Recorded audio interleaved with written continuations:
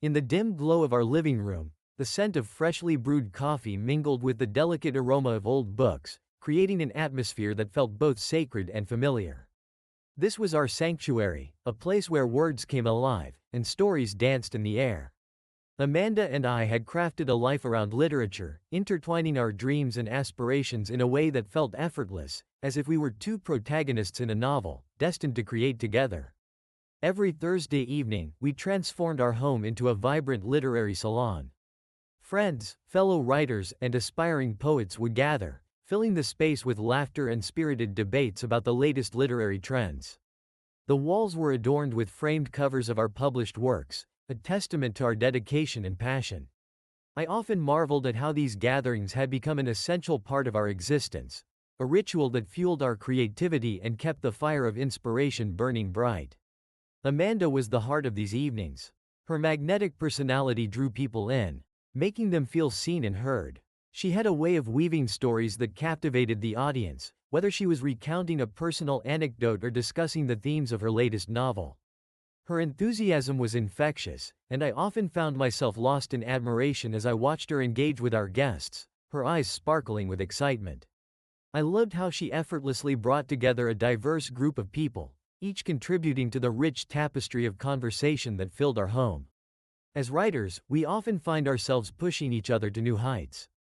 Amanda's work was a blend of lyrical prose and poignant observations, while mine leaned toward gritty realism. We challenged each other's perspectives, offering critiques that were both honest and constructive. I can still recall the late nights we spent poring over each other's drafts, the sound of pens scratching against paper as we made edits and suggestions. Those moments felt sacred, a private communion of creativity where we bared our souls and laid our vulnerabilities on the table. Our successes came in waves. The first time Amanda received recognition for her novel was a turning point for both of us. The awards ceremony was a whirlwind of excitement and anxiety, and as I watched her accept the accolade, I felt an overwhelming surge of pride. We celebrated that night with a bottle of champagne, toasting our dreams and the promise of what was yet to come. I could see the fire in her eyes, the hunger for more, and it ignited something within me as well. But it was during these literary evenings that I truly felt the magic of our partnership.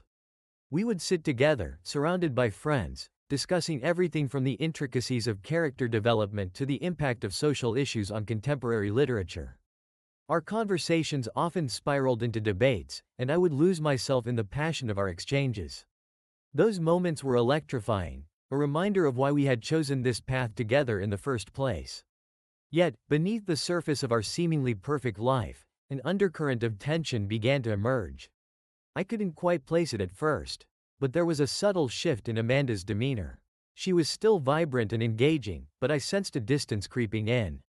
It was as if a veil had descended between us, and I struggled to pierce through it. I attributed it to the pressures of her career, and the weight of expectations that often accompanied success, but deep down, a gnawing suspicion began to take root.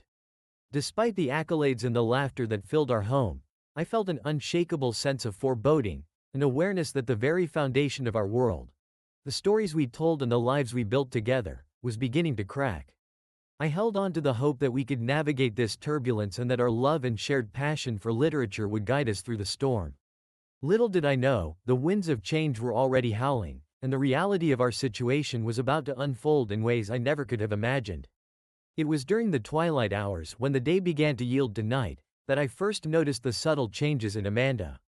She had always been the vibrant soul of our home, her laughter echoing off the walls like music. But lately, that laughter seemed to fade. It was almost imperceptible at first, a mere whisper of what it once was. The warmth that radiated from her felt cooler, like a fading ember in a once blazing fire. The literary evenings we had nurtured began to feel different, too. Amanda's laughter still rang out among our guests, but there was an edge to it, a forced note that didn't escape my notice. She would often glance at her phone, a flicker of anxiety crossing her features whenever it buzzed or lit up with notifications. I tried to dismiss it, chalking it up to the pressures of her career, but deep inside, a sense of unease began to stir. Then came the invitations. Amanda started receiving more and more calls from literary events, panel discussions, and book signings, events I was not invited to attend. At first, I thought nothing of it. I understood that her reputation was growing, and she needed to engage with critics and readers. But as the weeks turned into months, the frequency of these events became alarming. She would dress carefully before leaving, slipping into elegant outfits that seemed to highlight her best features, a hint of excitement dancing in her eyes. I couldn't help but feel a pang of jealousy. Among those critics was Jason, a man whose sharp tongue and wit had earned him a reputation as both a brilliant literary critic and a notorious charmer.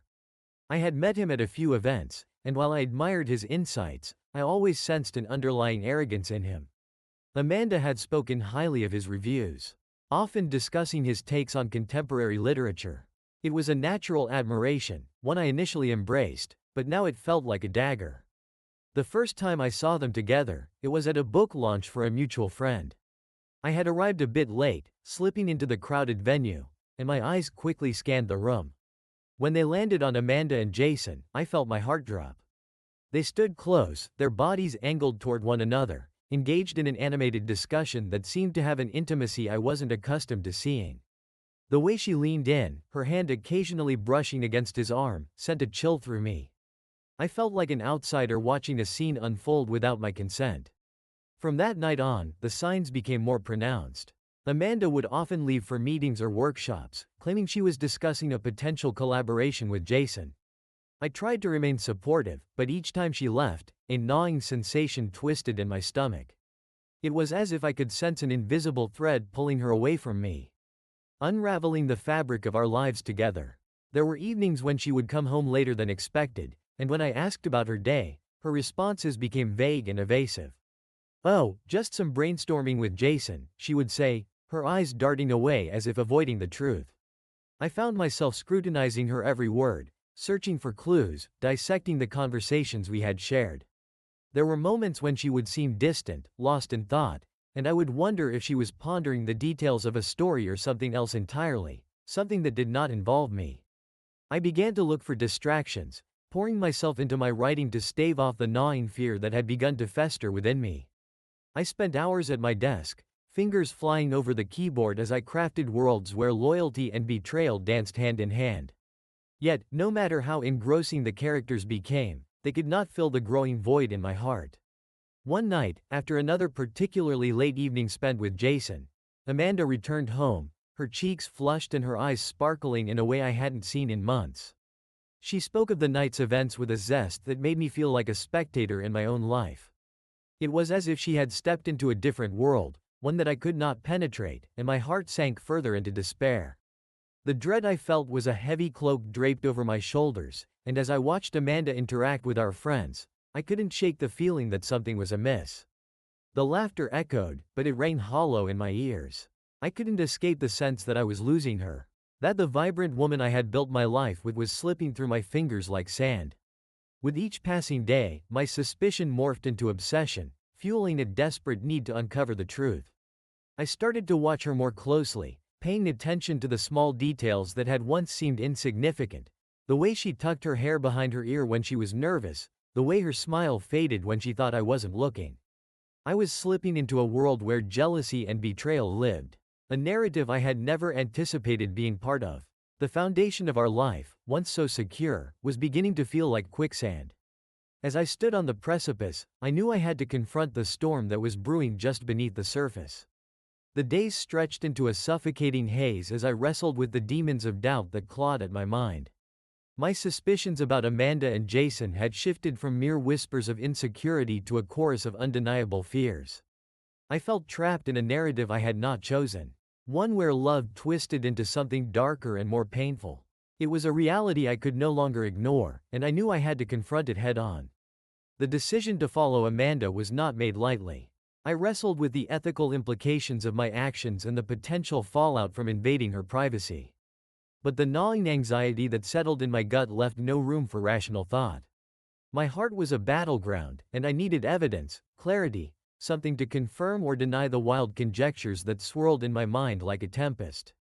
The following Thursday, I decided to go to a literary event that Amanda mentioned in passing, a panel discussion where she and Jason would be speaking. I felt a mixture of dread and determination as I prepared to face the truth. I slipped into a dark blazer, opting for a more polished look than usual, wanting to blend into the crowd yet remain inconspicuous. As I left the house, I couldn't shake the feeling that I was stepping into an unwritten chapter of my life, one where betrayal loomed ominously. Arriving at the venue, I was struck by the palpable energy in the air.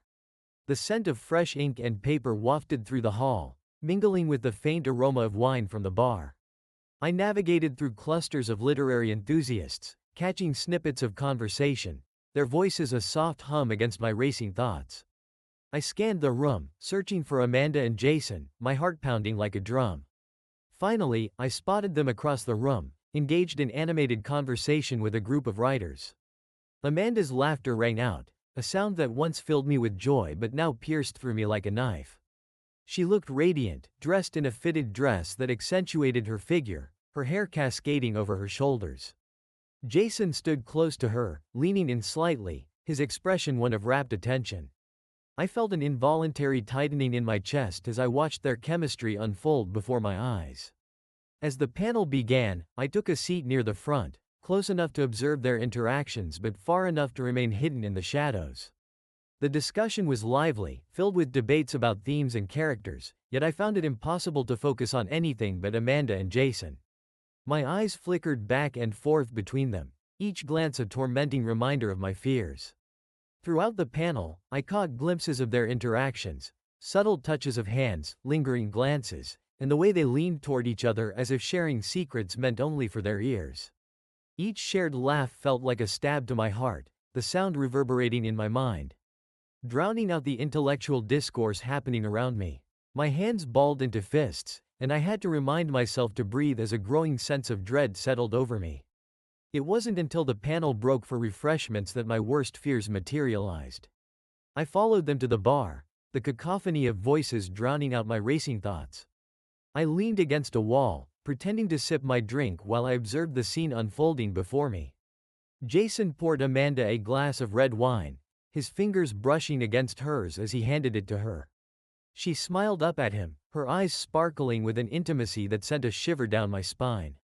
The moment felt suspended in time, and I was acutely aware of every detail. The way her lips curled into a smile. The way his gaze lingered on her a moment too long. They stood close, their body language relaxed, almost intimate. I felt a wave of nausea wash over me as I tried to quell the rising tide of anger and betrayal. Then, in a moment that would be etched in my memory forever, Jason leaned in, whispering something in Amanda's ear that made her laugh, a soft, melodic sound that echoed through the noise of the crowd. Her laughter was genuine and unguarded, and in that moment, I realized I was witnessing something more than friendship. It was a flirtation wrapped in layers of unspoken promises. A pit formed in my stomach, and I felt the weight of my suspicions crashing down around me. I had hoped against hope that my fears were unfounded, that this was merely a misunderstanding, a misreading of their friendship. But as I stood there, a ghost in my own life, the evidence was clear and undeniable. They were flirting, exchanging glances and touches that spoke volumes. Every moment spent there felt like an eternity, and I found myself grappling with the reality that was unraveling before me. I was an unwilling witness to a narrative that threatened to destroy everything we had built together. The air thickened with tension, and I felt trapped in a world of heartbreak.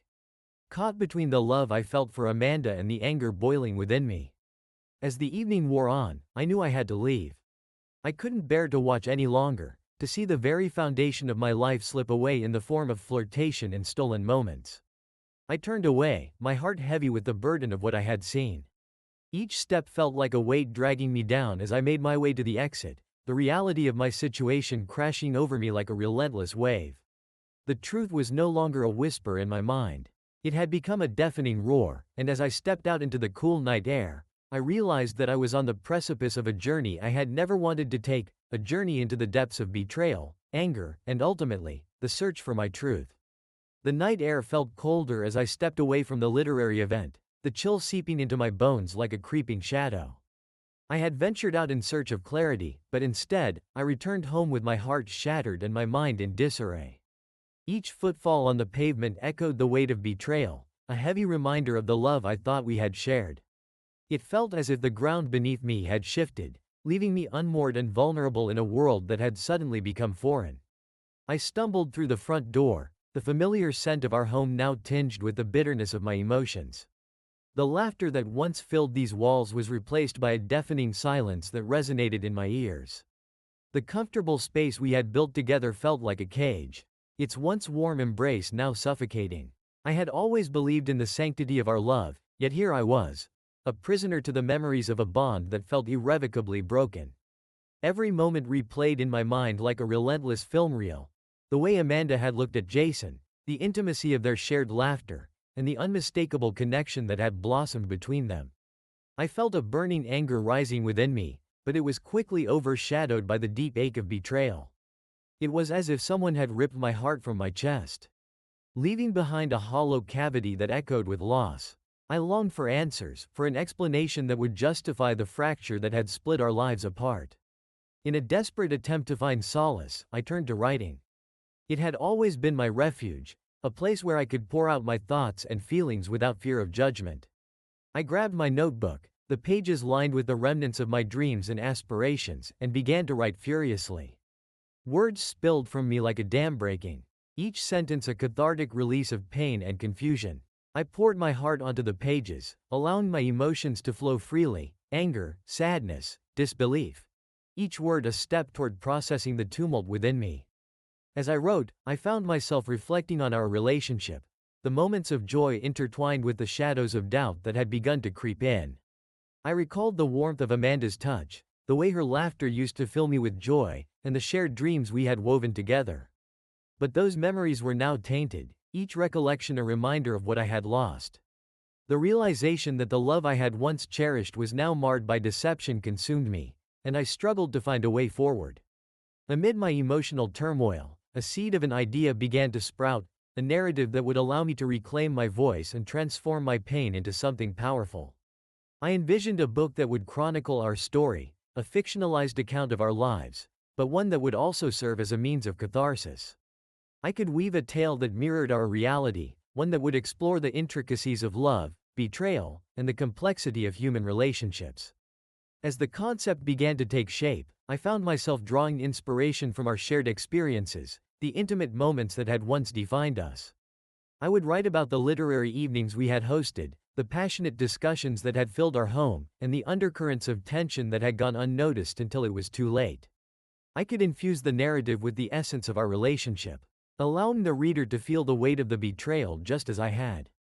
I envisioned the protagonist, a man much like myself, grappling with the devastating truth of his wife's infidelity.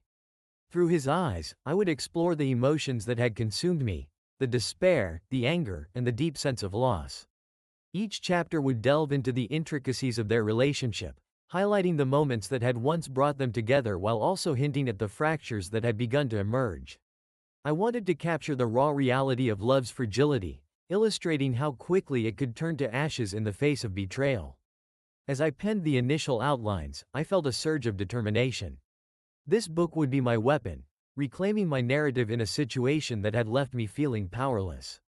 I could craft a story that mirrored our truth, weaving in the elements of Amanda's affair with Jason, exploring the depths of their connection while also shining a light on the pain it caused. I would give voice to my feelings, transforming my heartache into something tangible, something that could resonate with others who had faced similar struggles. In the quiet solitude of my home, I found solace in the act of creation. Each word I wrote felt like a step toward healing, a way to confront the pain head-on rather than allowing it to consume me. The catharsis of writing became my sanctuary, and as I poured my heart into the pages, I felt the weight of my emotions begin to lift. If only slightly, I was no longer just a man grappling with betrayal. I was a writer reclaiming his truth, crafting a narrative that would allow me to confront the shadows lurking in my heart. With each passing day, my resolve strengthened. I would not let Amanda's betrayal define me. Instead, I would transform my pain into art, channeling the raw emotions that coursed through me into a story that would echo long after I had written the final word. It was time to confront the reality of our relationship, to give voice to the truth that had been buried beneath layers of love and deception. I was ready to embark on this journey of healing and redemption, one word at a time. The first few weeks of my writing felt like a whirlwind, a frenzied race against time as I sought to capture the chaos in my heart on the page. My desk became a sanctuary, cluttered with crumpled notes and half-empty coffee cups, each one a testament to the sleepless nights I endured.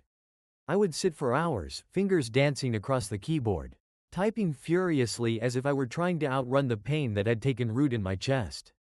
The narrative unfolded with a life of its own, and I found solace in the rhythm of my words. Each keystroke felt like a release, a way to confront the emotions that threatened to engulf me. I was no longer just writing a book. I was pouring my heart into a vessel that would hold my anguish and transform it into something meaningful. The characters became extensions of my feelings. My protagonist was a mirror reflecting my deepest fears, my insecurities, and my longing for clarity. As I immersed myself in the world I was creating, the lines between fiction and reality began to blur. I would find myself lost in the lives of my characters, their struggles resonating with my own. The story morphed into a complex tapestry of love, betrayal, and the consequences of choices made in moments of weakness. I wrote late into the night, fueled by a potent mix of anger and heartbreak, my words a cathartic release of all that had been pent up inside me. But with each passing day, my relationship with Amanda grew more strained. The home we once shared, a haven of laughter and creativity, became a battleground of unspoken words and simmering tensions. Amanda would come home from her literary events, her eyes bright with excitement, but I found it increasingly difficult to engage with her. My heart was heavy with the knowledge of her betrayal, and the warmth that once characterized our conversations felt like a distant memory. I was no longer her partner. I was a man possessed by a singular focus, my attention consumed by the story that poured from my soul. Amanda would ask about my writing, her voice tinged with curiosity, but I found myself evasive, unwilling to share the truth that lay beneath the surface. "Just working on some ideas," I would reply, a half-hearted smile on my lips as I changed the subject. The distance between us grew, a chasm that felt insurmountable. She could sense the shift, but neither of us dared to acknowledge it. The nights blurred into one another, and the early hours of the morning became my solace. I would type into the depths of the night, the glow of the screen illuminating my face as I wrestled with the raw emotions that surged within me. My body was weary, and my mind teetered on the brink of exhaustion, but I was driven by an insatiable need to create, to give voice to the pain that had become my constant companion. I knew that the longer I poured my heart into this narrative, the more cathartic it would be for me. And in turn, I hoped to find some semblance of peace. I began to incorporate elements from my own life into the story, crafting scenes that mirrored the reality of my relationship with Amanda. I wrote about stolen glances, whispered secrets, and the insidious creep of betrayal. I imagined the protagonist as he discovered his wife's affair, capturing the visceral anguish that tore through him, mirroring my feelings of heartbreak and loss. It was a delicate dance, balancing the truth of my emotions with the fiction of my narrative, but it felt necessary. The act of creation became a lifeline, a way to reclaim my voice in a situation that had left me feeling powerless. As the book began to take shape, I found myself questioning the direction of the story. Would I portray Amanda as the villain in this narrative, or would I delve deeper into her character, exploring the complexities of her choices? It was a dilemma that gnawed at me, and I realized that this book was not just about revenge. It was also about understanding the layers of love and betrayal that had woven themselves into the fabric of our lives. The more I wrote, the more I felt the weight of my emotions lifting, if only slightly. I began to channel my pain into moments of beauty within the narrative, crafting scenes of heartache and longing that resonated deeply with me. The protagonist's journey became a reflection of my own, a quest for truth, for understanding, and ultimately, for healing. Yet, as the story unfolded, I also felt a twinge of guilt. Was I betraying Amanda all over again by laying bare our lives for others to see? My fingers hesitated over the keyboard at times, the thought of exposing our most intimate moments to the world tugging at my conscience. But I reminded myself that this was my story to tell, a way to process the betrayal and find my path to healing. In the quiet hours of the night, I often found myself contemplating the implications of my words. Would the truth of my narrative serve as a form of redemption, or would it perpetuate the cycle of pain? Each chapter was a step closer to understanding not just Amanda's choices, but also my own. I was wrestling with my emotions, and through the act of creation, I hoped to unearth the roots of my pain and ultimately find a way to move forward. As I finished the first draft of the book, I felt a mixture of triumph and trepidation. I had transformed my anguish into art, but I was also acutely aware that sharing this story would require me to confront the reality of my situation. I would have to face Amanda, and in doing so, I would have to decide whether I was ready to reveal the depths of my heart, the raw, unfiltered truth of my experience. With each passing day, I felt the book becoming more than just a project. It was a testament to my journey through betrayal, a chronicle of heartbreak that would forever change the way I viewed love and trust. I was ready to reclaim my narrative and step into the unknown, even if it meant facing the hardest truths about myself and the woman I had once loved so deeply. The days leading up to the literary evening felt like a tightrope walk, each moment tinged with an electrifying blend of excitement and dread. I was poised on the edge of something monumental. My book release, a culmination of sleepless nights and raw emotions, was about to unfold before an audience that included not just friends and colleagues, but also Amanda and Jason. I felt a whirlwind of conflicting emotions swirling within me, anticipation for the reception of my work and a simmering anger that bubbled just beneath the surface. As the day of the event approached, I threw myself into the preparations. I meticulously selected the passages I would read, each one chosen with careful deliberation. I wanted the audience to feel the weight of my words, and to understand the journey I had undertaken in writing this book. The thought of exposing Amanda and Jason's affair in such a public setting filled me with a strange exhilaration, as if I were an artist unveiling a masterpiece that would finally reveal the truth. I spent hours rehearsing my reading in front of the mirror, focusing on my tone and pacing.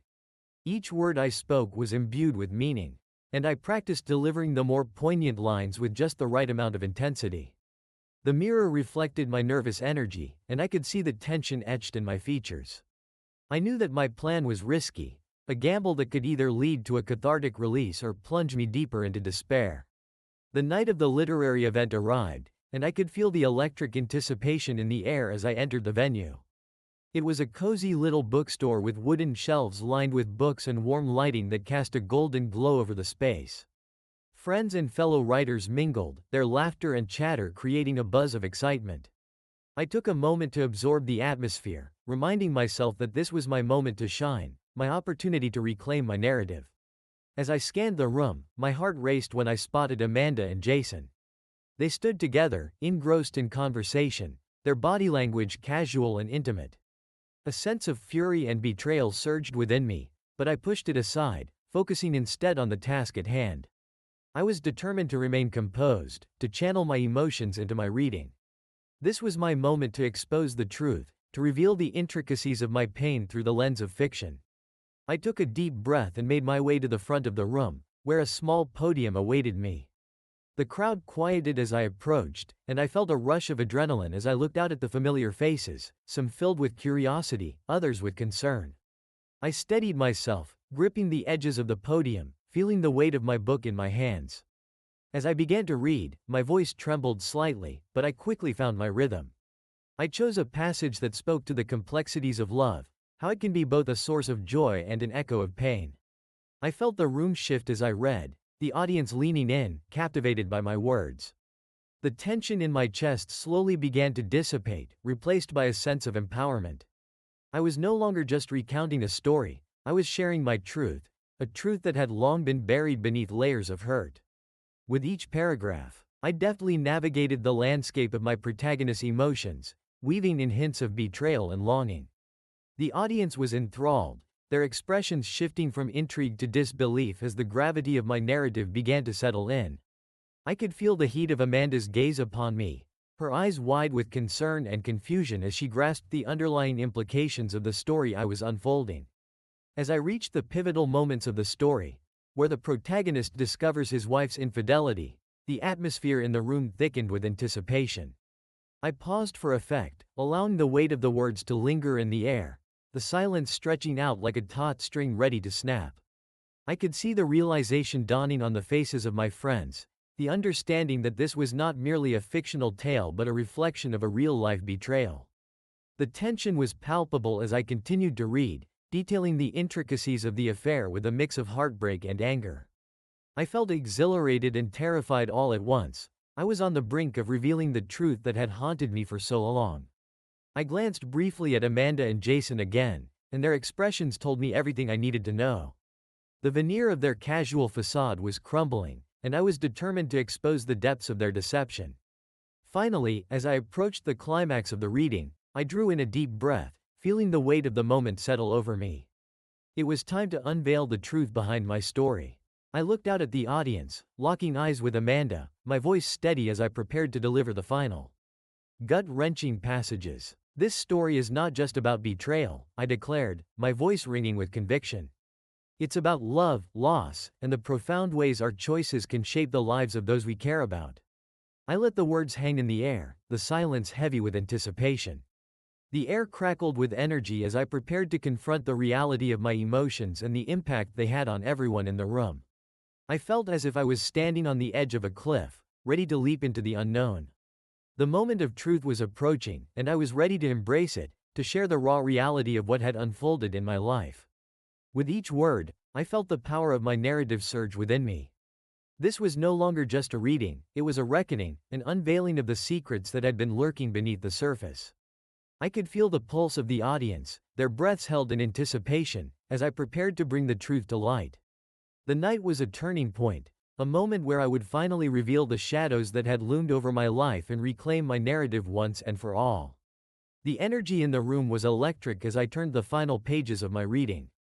I could see the expressions on the faces of my friends and fellow writers shift from intrigue to shock as the revelations unfolded.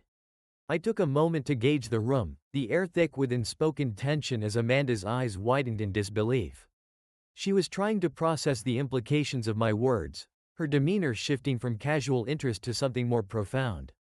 The readings had been a carefully orchestrated dance, a gradual build-up toward the heart of the truth that lay within the pages of my book. I was acutely aware of Amanda and Jason, standing together, their expressions a mixture of discomfort and anxiety. I felt a rush of exhilaration coursing through me. My heart raced as I approached the climactic point of my narrative, where the protagonist confronted his wife, where the veil of secrecy was torn away, exposing the raw wounds of betrayal. As I began to read the pivotal passage, the room fell into a heavy silence. The story's protagonist discovered the truth of his wife's affair with the literary critic, and the weight of that revelation reverberated through the audience like a shockwave. The words spilled from my lips, each sentence carrying the weight of my anguish, my heartbreak. The characters I had created felt as real as the air around me, their emotions a reflection of my own. I could see the realization dawning on Amanda's face, the recognition of her actions mirrored in the narrative. I poured everything into that reading, my voice trembling with emotion, and I could feel the audience hanging on to every word. As I reached the confrontation scene, I could see the tension building in Amanda's posture, her fingers fidgeting nervously as the reality of the situation washed over her. The protagonist's anguish, the weight of betrayal, echoed through the room, and I could feel the intensity of the moment drawing the audience in closer. I looked up briefly, locking eyes with Amanda. For a fleeting moment, we shared a silent understanding, a recognition of the pain that lay between us. I felt a pang of sympathy for her, a reminder of the love we once shared, but it was quickly overshadowed by the anger that simmered just beneath the surface. When I finished the passage, the room erupted into a collective gasp. The tension was palpable, and I could feel the electricity in the air. The moment of truth had arrived, and I was finally able to confront the reality of our lives in front of those who had supported us for so long. "Thank you," I said, my voice steady as I concluded my reading. This book is my attempt to understand the complexities of love and betrayal, to unravel the truth behind the facade we often present to the world. The audience erupted into applause, but I barely heard it. My heart was pounding, my thoughts a whirlpool of emotions. I had exposed the truth, but at what cost? I was flooded with a mix of relief and anxiety, my body buzzing with adrenaline as I stepped away from the podium. As the applause faded, I scanned the room, searching for Amanda. I caught her gaze, wide and filled with emotions I couldn't quite decipher. I felt a sense of triumph at that moment, but it was quickly overshadowed by the reality of what lay ahead. I had laid bare our lives for all to see, and now I would have to face the consequences. The atmosphere shifted as the audience began to discuss the reading, their murmurs a blend of shock and admiration. But my focus remained on Amanda and Jason. The tension between us hung in the air like an unspoken storm, and I knew that we would have to confront the reality of what had just transpired. As I walked off the stage, I felt a sense of purpose rise within me. I had taken the first step toward reclaiming my narrative, but I also knew that the hardest part was yet to come. The evening had been a cathartic release, but it was also the beginning of a reckoning, a confrontation that would determine the course of our lives moving forward. With every beat of my heart, I felt the weight of my words, and I was ready to face whatever came next. The literary evening had become more than just a celebration of my work, it was a pivotal moment that would change everything. The recognition settled in like a heavy fog. The audience was piecing together the clues I had carefully woven into the story. Their eyes widened as the truth hit home. The narrative was not just fiction, it was an unmasking of the very lives we had all shared. The energy in the room crackled with tension, and I felt a surge of power as the truth took hold. Suddenly, Amanda stood up, her chair scraping harshly against the floor, a sound that sliced through the tension like a knife. Her eyes were filled with a mix of disbelief and hurt, and for a moment, time seemed to freeze.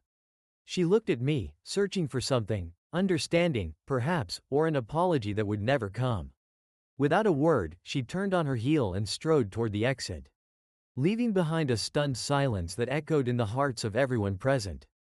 Jason glanced after her, panic flickering across his face, and I could feel the shock waves ripple through the crowd as they absorbed the reality of what had just transpired.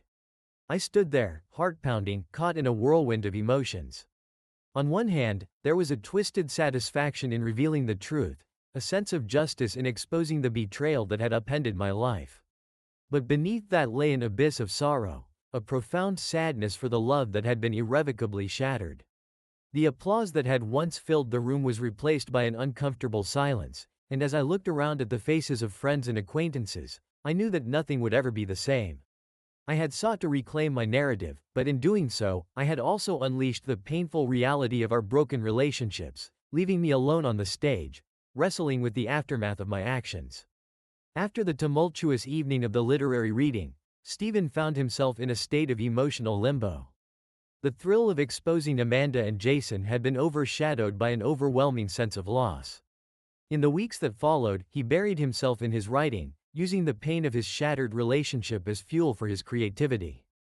Although his book garnered critical acclaim and sparked conversations throughout the literary community, Stephen felt hollow inside. Friends reached out, expressing their admiration for his work, but he struggled to engage with them, haunted by memories of happier times with Amanda. Their shared dreams and aspirations felt like distant echoes in the wake of betrayal, and he often found himself reflecting on how love could turn so quickly into heartbreak.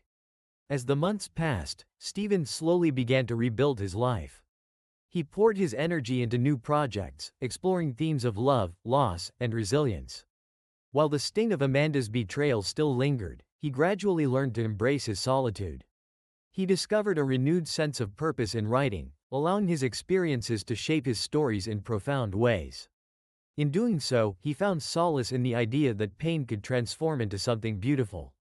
He started attending literary events again, not just as a participant but as a mentor to emerging writers.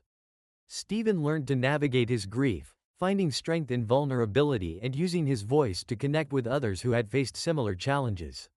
While the scars of his past remained, they became a testament to his journey, ultimately leading him toward a deeper understanding of love and healing.